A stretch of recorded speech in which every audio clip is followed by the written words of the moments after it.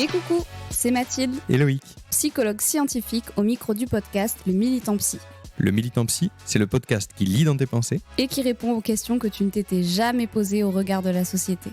au travers d'histoires de vie, d'expériences ou de paroles de pros, en solo, en duo, avec des invités. On te donne rendez-vous chaque mercredi pour déconstruire et nuancer les a priori sur la santé mentale, la psychologie, mais aussi toutes ses dérives. Le Militant Psy présente le Militant Psy. Un petit temps accordé à une grande connaissance de soi. On te souhaite une bonne écoute.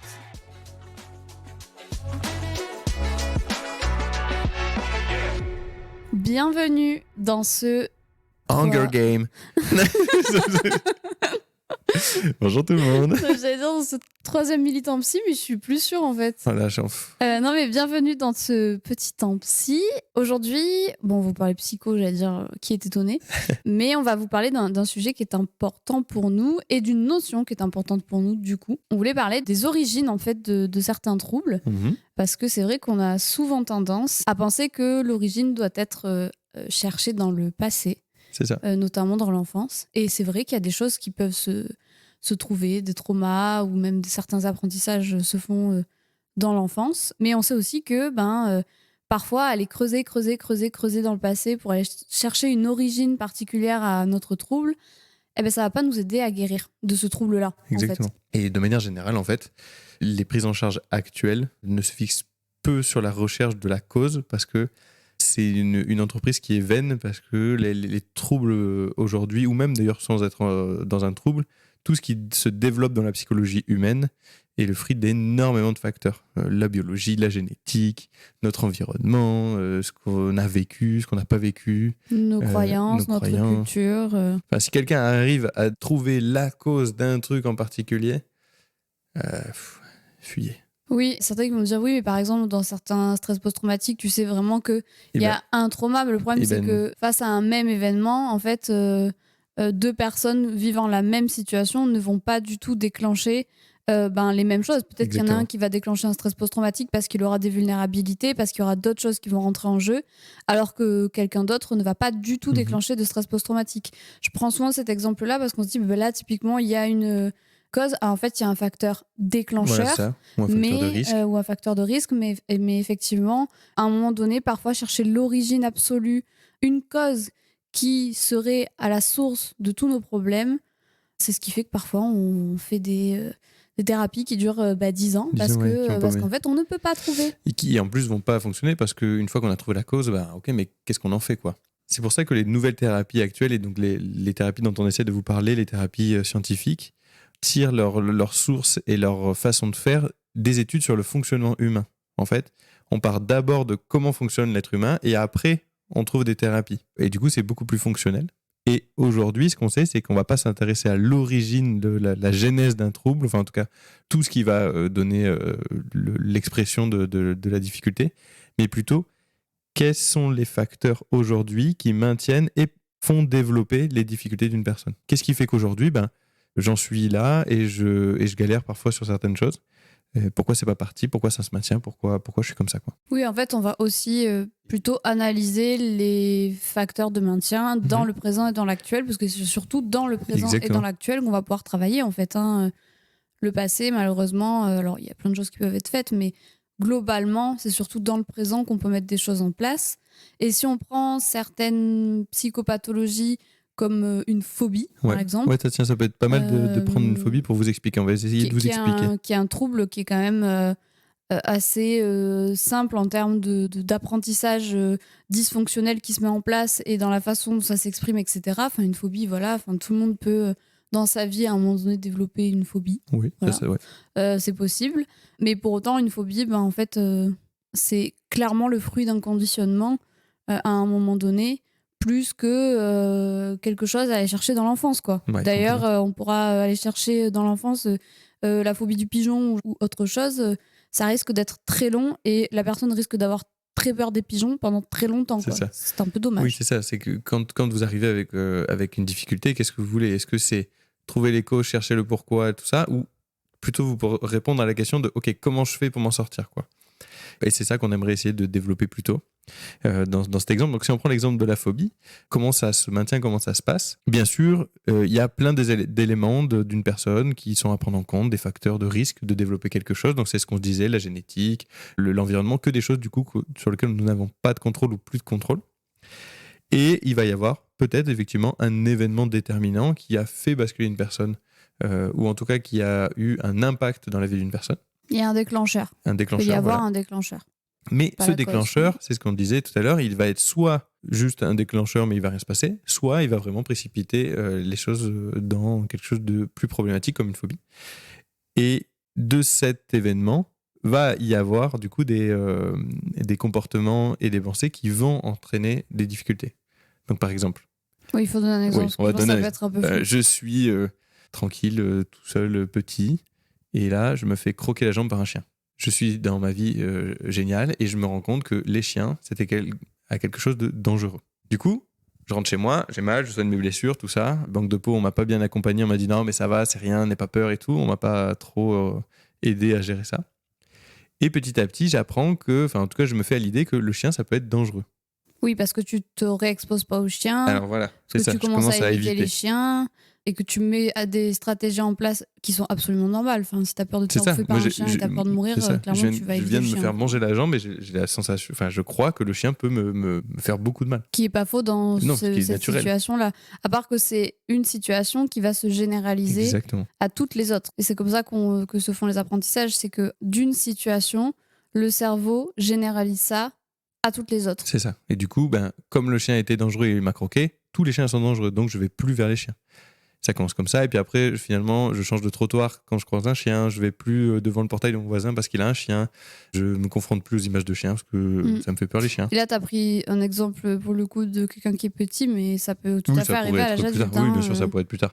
Et parfois, donc ça, c'est plutôt quelque chose d'assez simple, où il y a un stimulus, il y a une réponse, et l'apprentissage se fait comme ça, mais parfois, il y a des associations, c'est-à-dire que par exemple, si j'ai un accident de voiture quand il faisait orage, alors que clairement c'est un accident de voiture, c'est possible que mon cerveau associe le stimulus orage à quelque chose de dangereux. C'est ça, et pas du tout à la voiture. Et pas du tout à la voiture. Donc on peut par exemple commencer à avoir peur de l'orage parce qu'il y a eu un accident de voiture lors d'un orage, et non pas parce que fondamentalement l'orage à ce moment-là a été quelque chose, même si ça a pu précipiter l'accident, on est d'accord, mais c'est-à-dire que la peur de l'orage peut se généraliser dans des situations même sans la voiture. Par exemple, je suis seule chez moi, il y a l'orage, j'ai très très très peur. Et donc pour donner un peu plus d'éclaircissement sur les thérapies actuelles, sur ce genre de troubles, on pourrait passer des années à aller chercher justement le moment où il y a eu l'accident et l'orage, mais ça va pas vous changer votre vie que ça. Par contre, si on commence à faire ce qu'on appelle une analyse fonctionnelle, c'est-à-dire essayer de bien comprendre comment se développe et se maintient le trouble, là, on va pouvoir essayer de repérer les comportements qui font qu'on évite, qui ne nous permettent pas de changer d'apprentissage, d'apprendre de nouvelles choses par rapport à l'orage. Et du coup, on va pouvoir vraiment travailler. Donc là, ce dont on parle, c'est le conditionnement. C'est même pas un concept, en fait, c'est un fonctionnement de l'être humain qui est hyper important et dont on va vous parler un peu plus. Mais pour le coup, qui a été vachement étudié. J'allais dire, tout le monde connaît un petit peu tout ce qui était conditionnement pavlovien, etc. Parce que en vrai, on entend souvent parler cette histoire avec le chien, la cloche. C'est ça. C'est-à-dire que, en gros, Pavlov, donc du coup, c'est un chercheur, psychologue. Il fait sonner une cloche et il présente de la nourriture à chaque fois qu'il fait sonner cette cloche. Et il voit que le chien se met à saliver, en fait. Et il se rend compte au bout d'un moment que sans présence de nourriture, il suffit juste du stimulus cloche pour que le chien se mette à saliver, ce qui prouvait que le cerveau du chien avait associé du coup le son de la cloche au fait de sécréter de la salive. Voilà, aux croquettes, à sans savoir même qu'il allait qu'il y ait manger. de la nourriture, quoi. C'est ça. Donc en gros, il a appris que quand il y a la cloche, il va manger. Donc il était content, il va veiller. Le truc, c'est que nous, on fait des apprentissages. Notre cerveau, en fait, les cerveaux des êtres vivants fonctionnent quand même tous plus ou moins de la même façon là-dessus. Et le cerveau humain échappe pas à cette règle-là de faire des apprentissages et de faire des conditionnements. Et en fait, on se rend compte qu'on est quand même, nous aussi, conditionnés sur plein de points. C'est juste que parfois on fait des apprentissages qui sont fonctionnels et des fois on fait des apprentissages qui sont dysfonctionnels et qui vont nous amener du coup à adapter notre vie à cet apprentissage dysfonctionnel, à faire des évitements et du coup parfois avoir peur, ou en plus on sait parfois que c'est irrationnel, des gens qui ont des phobies typiquement ils savent que... Oui, qu'effectivement c'est plus intense que ce que ça devrait, en tout cas de l'image qu'ils en ont. Oui. Quelqu'un qui a peur, parce que ça existe, par exemple, on parlait de la phobie du pigeon, je rigolais tout à l'heure, mais il y a des personnes qui ont vraiment cette phobie-là, par exemple, nées d'un conditionnement dysfonctionnel. Ces personnes-là, en fait, quand on leur parle, elles savent bien que c'est irrationnel d'avoir peur des pigeons, concrètement, mais c'est tellement ancré, parce que c'est tellement un apprentissage qui s'est répété, que malgré tout, en fait, la peur, elles la ressentent vraiment. Sauf que t'imagines, t'as peur des pigeons, t'habites en ville, bon courage. Et oui, donc voilà. Et oui, ça aussi. Par exemple, on peut avoir des phobies ou des peurs, mais qui ne posent pas trop de problèmes parce qu'elles ont, dans notre environnement, peu d'apparitions.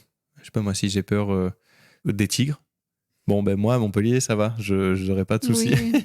Mais donc voilà, et donc ça c'est hyper important. Mais tu sais, quand on dit quand tu tombes de cheval, il faut vite remonter, ou quand tu tombes de vélo, il faut vite remonter. Oui. C'est pas con. En vrai, oui, c'est pas con. Après, il faut pas pousser le truc en mode faut pas traumatiser la personne. Vas-y, remonte sur ton cheval. Non, mais ça va, tranquille. L'idée qu'il y a derrière, en fait, c'est il faut réussir à développer un apprentissage différent de celui de ta peur. Si je reprends sur l'exemple de mon chien qui est mort, il faut que j'ai de nouvelles situations qui me montrent que finalement le chien il m'a pas mordu. Donc je vais, je sais pas moi, caresser le chien de la voisine. Je vais commencer peut-être par un chihuahua. Et après, c'est aussi apprendre à tolérer que le risque zéro n'existe pas, mais ça, quel que soit les événements, en fait. Enfin, je veux dire, le risque zéro n'existe pas. Il y a des gens qui aimeraient qu'il y ait 0% de chance qu'il se passe des trucs, mais ça, c'est pas possible, quoi. Oui, effectivement. Et du coup, donc ça va être tout un tas d'apprentissages. Si on en revient du coup à cette histoire de conditionnement qui est important, ça peut être intéressant aussi, vous, de repérer un peu ça.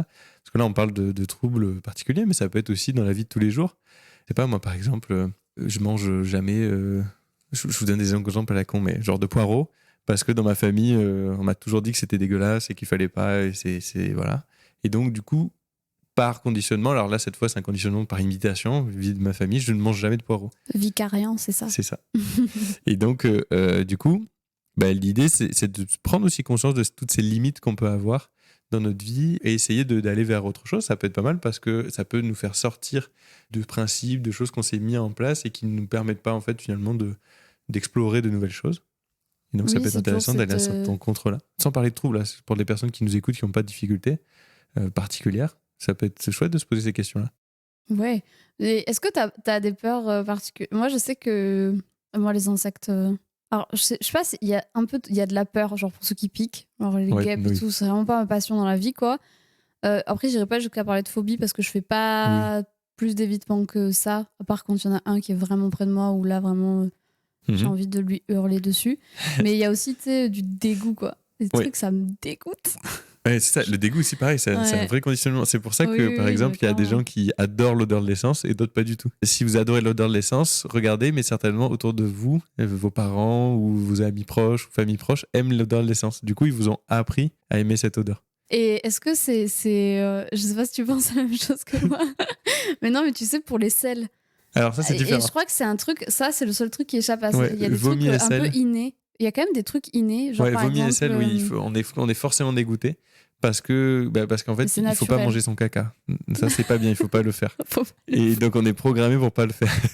Donc ça, par exemple, ça, c'est le seul dégoût qui est un peu inné. Ouais. Oui, mais c'est comme il y a des peurs innées aussi, genre la peur du vide. Ah, ça, je savais pas. Eh ben, il me semble que si. Genre, il me semble que dans... Alors, c'est quelque chose qui se... Parce qu'il y a des gens qui font des trucs de fou avec le vide, tu vois. Oui. Mais normalement, de façon naturelle... Ah oui. Sans parler du vertige qui te paralyse. Il y a une appréhension naturelle du vide. Il y a une appréhension naturelle du vide parce que ton cerveau, il se dit « C'est une mauvaise idée, monsieur.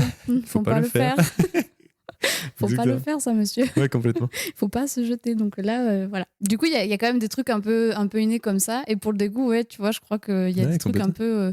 où là, vraiment, c'est vraiment physiologique. Et si on part sur des sujets même sociétaux, si je prends les menstruations, les menstruations, c'est un dégoût appris par la société. Tu parles d'un dégoût de qui? Il y a plein de gens qui disent que c'est dégoûtant et c'est comme ça. Oui, mais ça, vrai. En soi... non, mais c'est vrai. De toute façon, il y a tellement de tabous. Mais voilà, mais exactement. Donc ça, c'est un dégoût qui a été appris et transmis parce qu'en soi, c'est pas sale, il n'y a pas de risque. Et le sang, c'est pas bleu. Et oui, le sang, c'est pas bleu. Non, mais voilà, c'est pas sale, il n'y a pas de risque, il n'y a pas de... Tu vois, il y a rien de tout ça. Oui, mais parce que pour le coup, ça, c'est un énorme sujet qui mériterait un énorme épisode, mais la place des règles des femmes dans la société, bon... Mais c'est pour dire, en fait, la place de nos apprentissages et de nos conditionnements, en fait, vont conditionner, du coup, beaucoup de choses dans notre existence.